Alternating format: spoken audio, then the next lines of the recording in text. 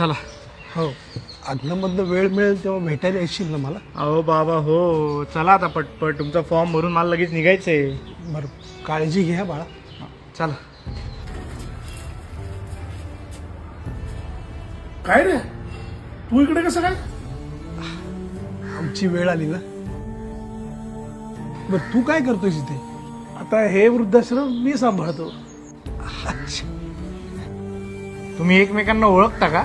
हो, 30 वर्षापूर्वी मी एका अनाथाश्रमात कामाला होतो. तिथूनच हा तुला घरी घेऊन गेला.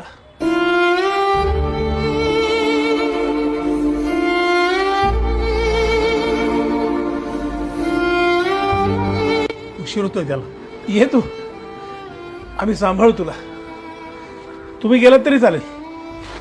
थँक्यू.